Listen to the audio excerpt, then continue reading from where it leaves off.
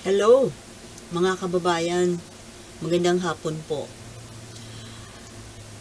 Narinig nyo na po siguro yung ipinalabas na salita ni VP Sara, no? Yung latest na press release niya na wala daw siyang ambisyon na maging Pangulo. Ano raw? Wala daw siyang ambisyon.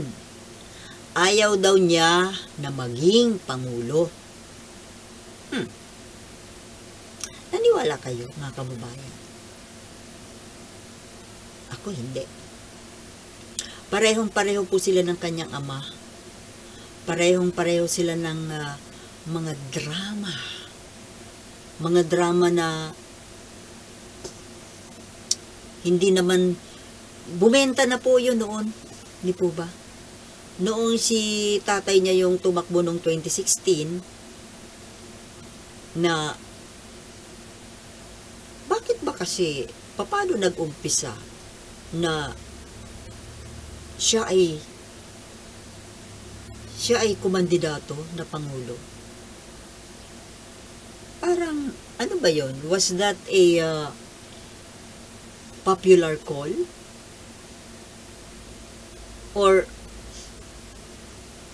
kasi noon, pag kung maalala ko, parang may mga grupo na nanawagan na tumakbo siya bilang Pangulo. Dahil nga po yung mga tao, sawa na yung ordinaryong politiko, yung tinatawag na trapo. Parang yung tao noon kasi, naghahanap ng medyo unique, medyo makabagong style na Pangulo.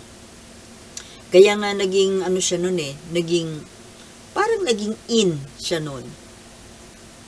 Pero may mga nagsasabi po sa ngayon na actually yung grupong yon na nananawagan na tumakbo siya ay parang sarili niyang grupo pala yun. Kunwari lang, yung grupong bayad na siya publicly sinasabi niya na wala siyang gusto. Hindi niya gusto na tumakbo bilang Pangulo. Pero sa likod niya, mayroon palang gumagalaw na isang grupo. Na grupo naman pala niya talaga. So parang yung pag-aayaw-ayaw, palabas lang po. Palabas lang sa mga tao. Na kunwari, ayaw niya, kasi ang gusto niya, yung parang feel niya, mga tao ang may gusto. Tao ang nananawagan. So ngayon naman, ito naman kay Sara, di ba nung 2022, yun nga po na parang tatakbo, hindi. Tatakbo ba o hindi? Yung bang nagpapa-thrill, nagpapa-suspense, na may mga grupo na talagang nananawagan na tumakbo siya bilang Pangulo. Actually, yung grupong yun, mga taga-Davao lang naman yun Nakakainis talaga. Mga taga-Davao lang yun. At malay ba natin kung pinunduhan na naman din yun, kagaya nung ginawa nung tatay niya.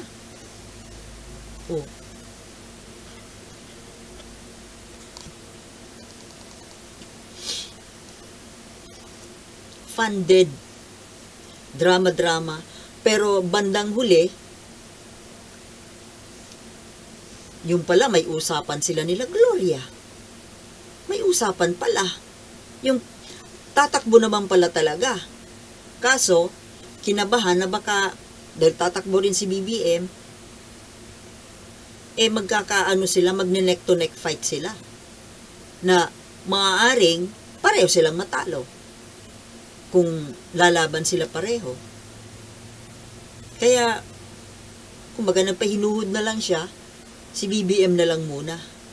Anyway naman kumbaga, si Sara nun, ano ba yung experience niya? Mayor pa lang naman one term pa lang siya na naging mayor. So, kumbaga, wala pang masyadong karanasan at saka bata pa. Bata pa naman siya.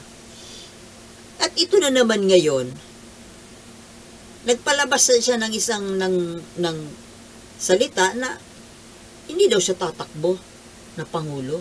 Bakit? Pwede ba? Tigilan nyo nga kami dyan sa mga kadramahan mo. Drama ninyong mag-ama. Salita lang na naman yan na hindi tatakbo kasi nga, mainit na mainit ngayon yung issue ng confidential fund. O, hindi tatakbo kaya pala noong medyo nagiging malinaw na sa inyo na balak palang maging Pangulo ni Martin Romualdez, di ba? Galit na galit ka? Tinawag mo pa nga siyang tambaluslos. Ikaw yung init na init Si Martin nga, relax na relax lang Kayo dyan yung sobrang, masyado kayong, Ikaw yung galit na galit. Sa totoo lang, magpakatotoo nga kayo. Masyado naman kayong, ang aartin nyo. Palabas-palabas na, walang ambisyon tumakbo. Pati yung ama sabi, Inday, hindi tatakbo si Inday. Walang ambisyon si Inday. Sinabihan ko na si Inday, wag ka nang tatakbo, Pangulo. Ibigay mo na sa kanila ang bayan. Kaya pala, anong dahilan bakit galit na galit kayo kay Martin Romualdez? Dahil alam ninyo na gustong tumakbong Pangulo si Martin Romualdez. Pwede ba?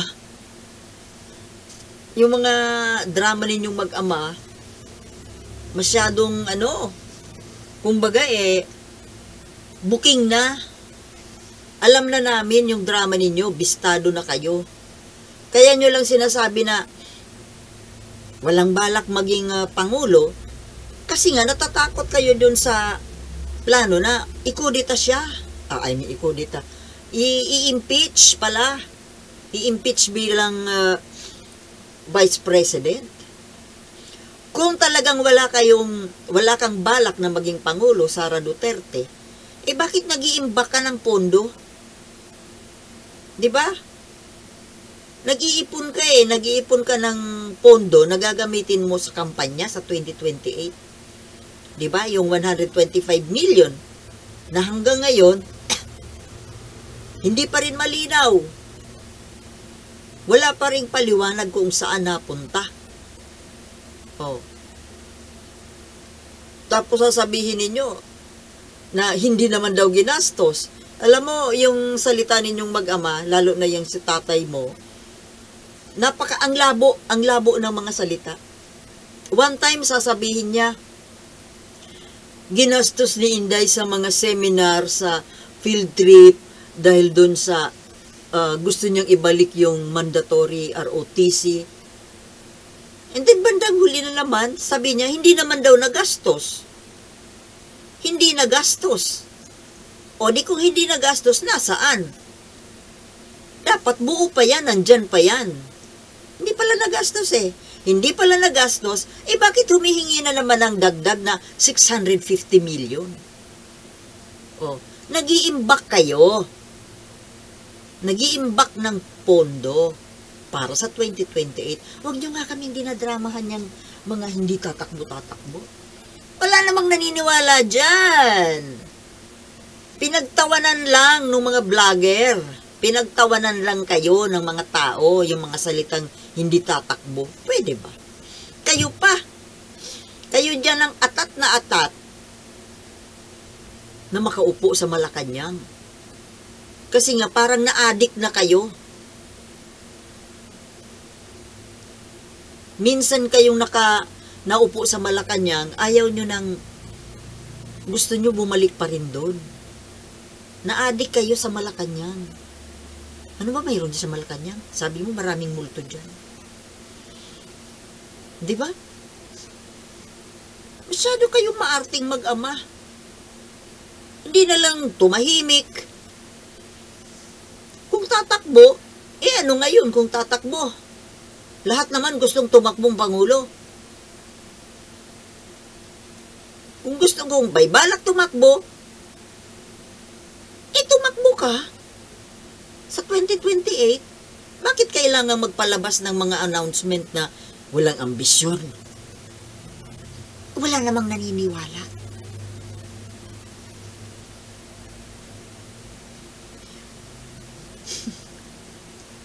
Kung walang ambisyon, di wala. O di shut up. Kung hindi pa nagagastos yung 125 million, o di ibalik ninyo. Bakit hanggang ngayon, yung anino ng 125 million na yan, ayaw pa talagang lumabas? Kahiyaan na. Kahiyaan na, no? Alam nyo, hindi kayo titigilan ng Makabayan Black. Hanggang sa dulo yan. Hindi kayo titigilan nun. Kasi hindi nyo pinapaliwanag kung nasaan, kung saan ginastos. Kung hindi naman nagastos, edi ibalik. Yun lang na gano'n lang naman kasimple yun. Tapos kung ano-ano mga sinasabi ninyo, na kesyo, walang ambisyon tumakbo. Wala palang ambisyon, eh, bakit ka pa nag-iipon ng pondo? Di ibalik mo yung 125 million. Hindi ka naman pala tatakbo na eh. After all eh, pag tumakbo ka naman, hindi ka naman mawawala ng pondo eh. Nandiyan ang China nakaabang oh. Bubuhusan ka ng pera niyan. Kaya hindi mo dapat pakialaman. Hindi ka na dapat mag-imbak ng pondo na galing sa kabanang bayan dahil mayroong gagastos sa'yo. Diba? Oh.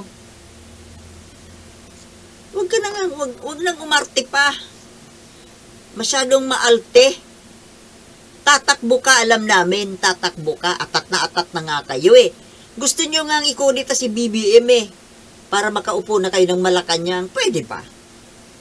Masyado kayong mga maarte. Di ba mga kababayan? Oh. Aber nga, patunayan mo, Sara, na wala kang ambisyon maging Pangulo. Tumahimik ka. Kung talagang wala kang ambisyon, ngayon pa lang mag-resign ka na. Balik ka na lang sa Davao. Doon ka naman bagay eh. Hindi ka bagay sa nasyonal. Di ba mga kababayan? Peace.